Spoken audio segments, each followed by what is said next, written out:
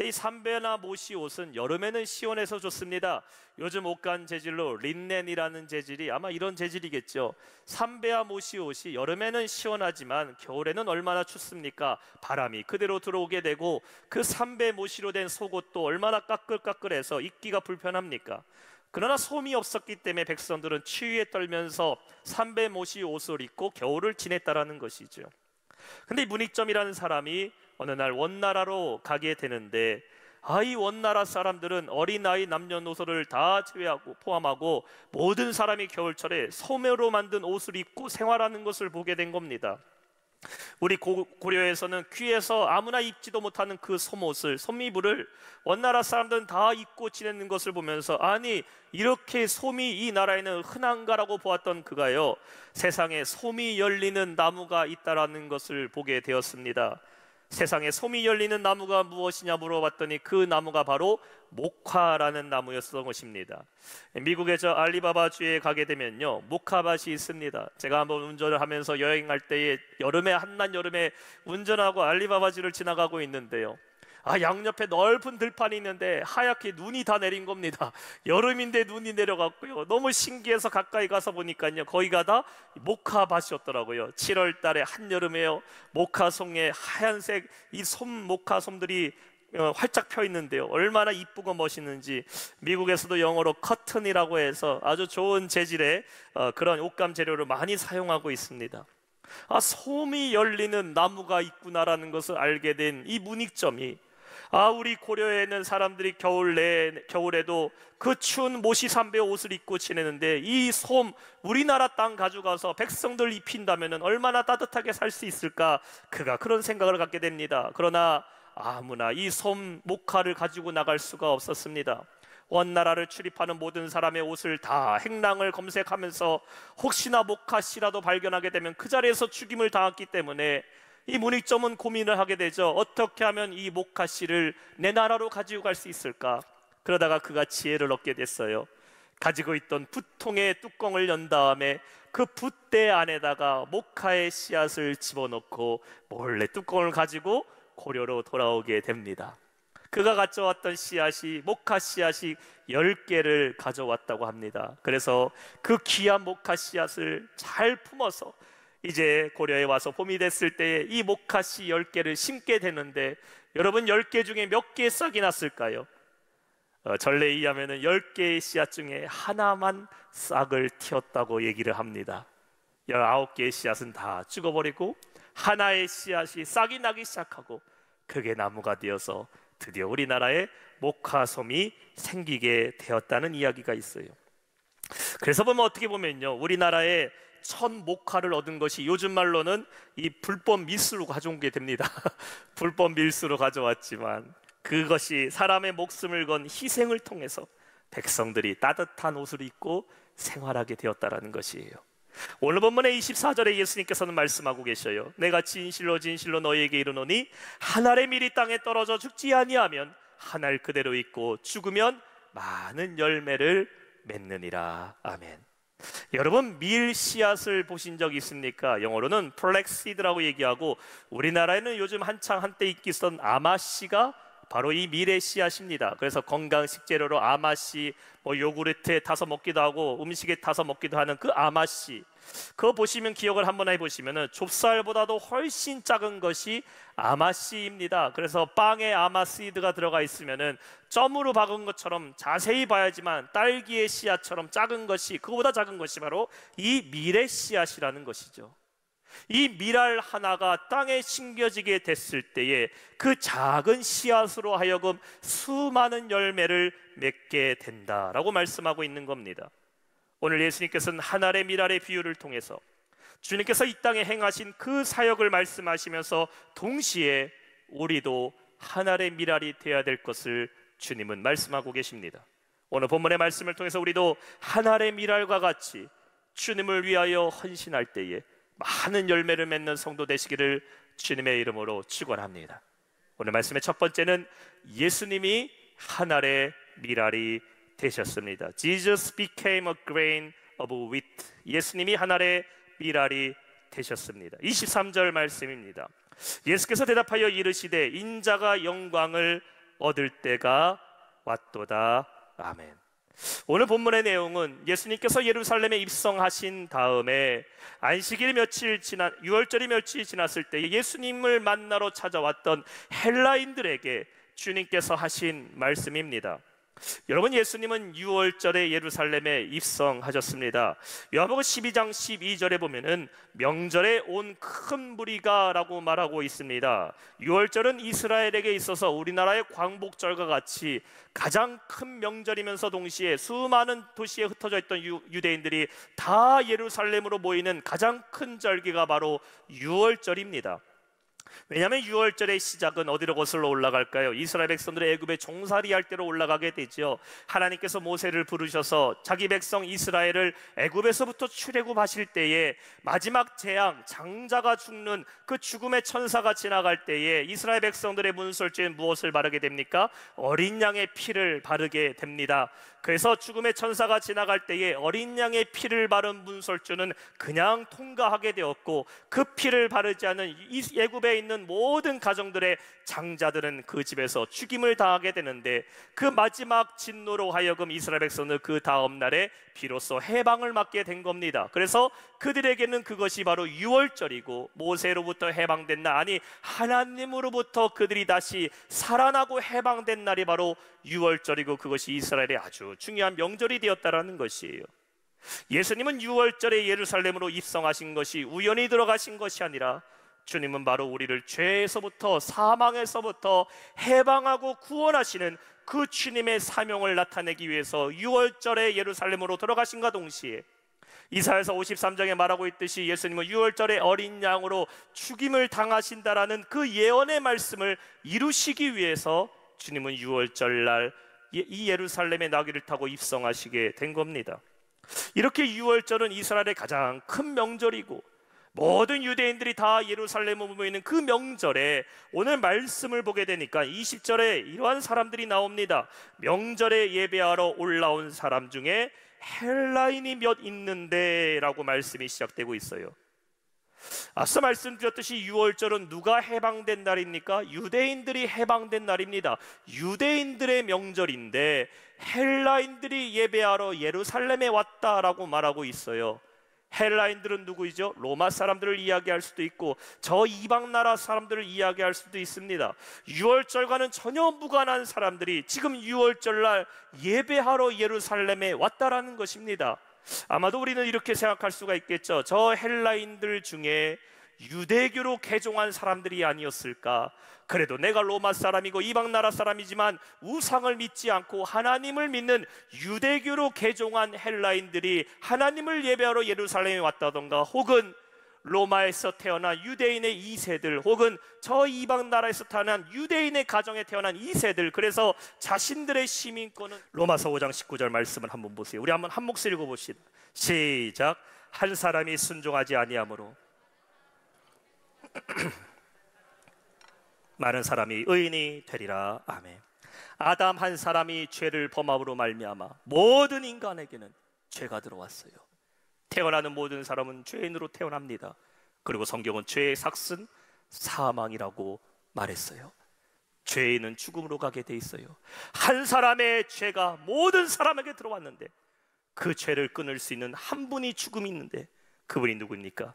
예수 그리스도가 나무에 달려 십자가에 달려 죽으심으로 많은 사람을 구원케 되는 그 구원의 역사를 증거하고 있는 거예요. 따라서 주님은 자기 자신이 하나님의 미랄이 되시고 그 예수께서 십자가에 달려 죽으심으로 말미암아 많은 이들에게, 우리를 포함한 모든 이들에게 구원의 열매가 되셨음을 말씀하고 있는 겁니다. 사랑하는 성도 여러분, 예수님의 십자가의 죽으심이 없다면 우리에게도 구원이 없다라는 것을 기억해야 돼요. 그런데 주님이 이 십자가를 지심으로 말미암아 주님이 하나님의 미랄이 되셨고 그분이 죽음으로 말미암아 우리가 생명을 얻었음을 믿으시기 바랍니다. 그렇다면 왜 십자가를 주님께서는 지셨을까? 그 해답을 여기서 찾을 수가 있죠. 이유는 한 가지예요. 나를 살리기 위해서, 우리를 살리기 위해서 주님이 십자가를 지신 겁니다. 주님은 죄가 없으신 주님이 십자가를 지어야 될 이유도 없는 분이에요. 그러나 그분이 이 고통과 치욕의 십자가를 지신 것, 주님이 죽으셔야 우리가 생명을 얻을 수 있기 때문입니다. 따라서 우리는 예수님의 십자가를 바라볼 때에 나를 위해 죽으신 그 예수님을 기억해야 돼요. 십자가를 바라볼 때마다 나를 구원하신 그 주님의 사랑을 기억해야 됩니다. 그리고 생명 주신 그 주님 의지하며 믿고 살아갈 때에 주님의 그 십자가의 영광이 우리에게 임하게 될 줄로 믿습니다. 두 번째, 그들이 한 알의 밀알이 되었습니다. They became a grain of wheat. 26절 말씀이에요. 사람이 나를 섬기려면 나를 따르라. 나 있는 곳에 나를 섬기는 자도 거기 있으리니 사람이 나를 섬기면 내 아버지께서 그를 귀히 여기시리라. 아멘. 옛날에 우리나라에 이 보릿고개라는 것이 있었습니다. 물론 저는 보릿고개를 지나온 시대는 아니에요. 그런데 우리 부모님 세대들, 여기 앉아 계신 분들도 연세 있는 분들은 아마 보릿고개를 기억하시는 우리 어르신들 계실 겁니다. 보릿고개가 언제냐? 음력으로 4월과 5월입니다. 그러니까 딱 이맘때쯤이 이제 보릿고개가 올 시기입니다. 이 보릿고개가 되면은 겨우내 아껴뒀던 그 식량들 열심히 아끼면서 먹고 살았는데 그 식량마저도 딱 떨어질 때가 보릿고개입니다. 더 이상 집에는 먹을 게 없습니다. 그러다 보니까 하나님도 감사하셔서 이 봄철이 되면은 들판에 나가면 냉이도 나오고 쑥도 나와서 달래도 있고 그 쑥과 나물들 캐서 그걸로 풀죽 끓여 먹어서 생명을 연장하고 살았던, 이 먹고 살았던 시기가 바로 이 보릿고개입니다. 사실 우리나라도 뭐 보릿고개를 면하게 된 시기가 100년째 되지 않았다고 말하지 않습니까? 그런 어려운 시기가 바로 보릿고개예요. 근데 아무리 보릿고개에 먹을 게 없다 하더라도요, 절대로 먹지 않고 집안 한 구석에 꼭 보관하고 있었던 곡식이 있었으니 그것을 가르쳐 종자씨라고 얘기를 합니다. 그래서 이런 말이 있어요. 농부는 3년 흉년이 든다 해도 종자씨만큼은 먹지 않는다라는 말이 있습니다. 왜냐하면 종자씨 그거 한 줌 있어야 봄이 오면 밭에다가 그 씨앗 심어서 그해 가을 겨울 먹고 살 식량 얻는 것이고, 그 곡식 팔아다 자식 공부시킬 수 있었기 때문에 아무리 배가 고프고 풀죽 끓여 먹어도 절대로 방구석에다가 모아뒀던 그 종자씨 한 움큼만큼은 반드시 지키고 있었다라는 것입니다. 왜냐하면 그것이 씨를 뿌리게 될 때에 비로소 우리가 먹고 살 수 있는 식량, 자식들 공부할 수 있는 그 식량을 얻을 수 있었기 때문입니다. 예수님께서 하나의 밀알이 되셔서 십자가에서 죽으심으로 말미암아 온 인류에게 생명의 구원의 열매가 되셨어요. 그리고 그 주님을 따르는 주님의 제자들도 예수님의 그 십자가를 체험한 뒤에 그들도 복음의 밀알들이 되었다라는 것을 우리는 알 수가 있습니다. 오늘 26절에 이렇게 말하고 있어요. 사람이 나를 섬기려면 나를 따르라. If anyone serves me, he must follow me. 나를 따르라면, 나를 따르라. 나를 섬기려면 내가 갔던 그 한 알의 씨앗이 돼야 된다고 말씀하고 있습니다. 지금 이 말씀은 누구에게 말하는 말씀입니까? 예수님을 만나러 왔던 그 헬라인들, 그리고 주님 곁에 있었던 그 제자들에게 예수님은 말씀하고 있는 겁니다. 여러분 한번 생각해 보세요. 예수님의 제자들 중에 지금 예수님이 예루살렘에 6월절에 입성하셨을 때에 내심 그 안에 스스로 자만심에 가득 차 있는 제자들이 있었습니다. 세상에서도 이런 말 있잖아요. 줄을 잘 서야 된다고.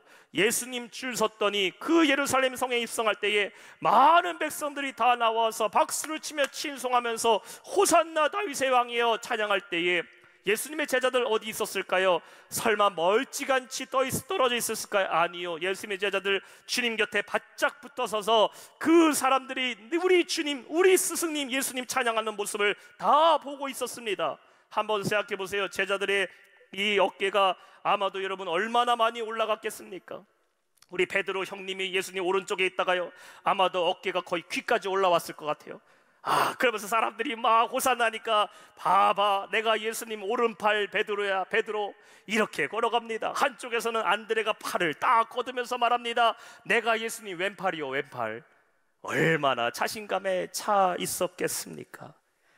그런데 예수님께서 오늘 그들을 조용히 불러서 이 말씀을 하고 있는 거예요. 나를 섬기려면 나를 따라라. 제자들은 처음에 이 말씀이 무슨 말씀인지 알지 못했어요. 한 알의 밀알이 죽는 것, 왜 죽는다고 얘기하지? 예수님 왕이시잖아, 승리자잖아. 그분 곁에 있으면 인생 편탄한 길 열리는데 왜 죽어야 된다 말하고 왜 나를 따르려면, 나를 섬기려면 나를 따르라 말하실까? 그런데 주님이 십자가에 달려 돌아가시고 부활하신 뒤에야 제자들은 주님이 하신 말씀을 깨닫게 됩니다. 그리고 가룟 유다를 제외한 11명의 제자들 모두 주님과 같이 그들도 하늘의 미랄이 되어서 순교의 피를 흘리게 되는데, 베드로는 복음을 전하다가 거꾸로 십자가형을 당하여 순교하였고, 안드레는 그리스에서 복음을 전하다 X자로 십자가형을 당해 순교했고, 야고보는 헤롯 왕의 칼에 목이 베어서 최초의 순교자가 되었고, 빌립은 터키에서 복음을 전하다가 돌에 맞아서 순교를 당했고, 마태는 에티오피아에서 복음을 전하다가 창에 찔려서 순교를 당했고, 열심당원이었던 시몬은 페르시아에서 복음을 전하다가 몸이 두동강 나는 형으로 순교했고, 도마는 인도에서 복음을 전하다가 창이 몸에 관통되어서 순교했고, 바돌로메는 아르메니아에서 산채로 가죽을 벗기게 되는 순교를 당했고, 다데오 유다도 페르시아에서 복음을 전하다가 활에 맞아 순교를 당했고, 알페오의 아들 야고보는 예루살렘에서 몽둥이를 맞아서 순교를 당했고, 마지막 12번째 제자 가룟 유다 대신 들어온 그 마띠아도 예루살렘에서 목이 베어 순교를 당했고, 마지막으로 예수님이 가장 사랑했던 제자 요한은 저 pat모섬에 혼자 유배되어서 끝까지 요한복음, 요한 1, 2, 3서 요한계시록 말씀을 쓰다가 외롭게 그 유배지에서 순교를 당하게 됩니다. 예수님의 모든 제자들, 그들도 주님을 따라 하늘의 미랄이 되어 순교하였고, 그들이 피 흘린 그 죽음의 순교의 씨앗이 온 세상에 복음의 열매를 맺게 하는 그 씨앗이 되었다라는 것이에요. 그리고 그 복음의 씨앗을 받았던 우리의 믿음의 선진들, 그들도 예수님을 따라, 제자들을 따라 하늘의 미랄이 되어서 복음을 전함으로 인하여 오늘 저와 여러분이 이곳 성전에 나와서 예수님을 믿고 예배할 수 있게 되었음을 믿으시기 바랍니다. 우리에게 그 생명의 복음이 전파된 거예요. 그래서 로마서 10장 14절과 15절은 말씀하고 있어요. 그런즉 그들이 믿지 않은 일을 어찌 부르리요? 듣지도 못한 일을 어찌 믿으리요? 전파하는 자가 없이 어찌 들으리요? 보내심을 받지 않았으면 어찌 전파하리요? 기록된 바 아름답도다 좋은 소식을 전하는 자들의 발이여함과 같으니라. 여러분, 한 사람이 예수 믿은 것 우연히 일어난 거 아닙니다. 내가 예수 믿고 그리스도인이 된 것, 오늘 이렇게 주일날 주님전에 나와서 하나님 앞에 예배하고 기도할 수 있는 것 어쩌다가 얻어 걸려 예수 믿은 것 아닙니다. 누군가 우리를 구원하기 위해서 하늘의 미랄이 되어서 죽었기 때문에 우리가 예수 믿게 된 거 아닙니까? 여러분이 예수를 믿기 위해서, 그 생명을 구원 얻기 위해서 먼저 주님이 죽으셨고 그들이 주님을 본받아 하늘의 미랄이 되었던 것이에요. 우리가 받은 그 은혜를 기억하면서 우리도 그 구원을 받은 자로서 은혜에 감사하며 살아가는 우리 모두 성도 되시기를 주님의 이름으로 축원합니다. 오늘 말씀의 마지막 세 번째, 우리가 하늘의 미랄이 되어야 합니다. 따라합시다. 내가 하늘의 미랄이 되자. We must become a grain of wheat. 32절과 33절 말씀하고 있습니다. 내가 땅에서 들리면 모든 사람을 내게로 이끌겠노라 하시니, 이렇게 말씀하시면 자기가 어떤 죽음으로 죽으실 것을 보이심이로라. 아멘. 예수님의 하늘의 미랄의 비유의 마지막 세 번째 대상은 누굽니까? 첫 번째는 예수님, 두 번째는 그들, 예수님의 제자들, 세 번째는 우리가 하늘의 미랄이 되어야 된다라는 걸 말씀하고 있어요. 24절의 말씀을 다시 한번 돌아가서 우리 말씀을 볼까요? 한번 한 목소리 다시 한번 읽어봅시다. 시작. 내가 진실로 진실로.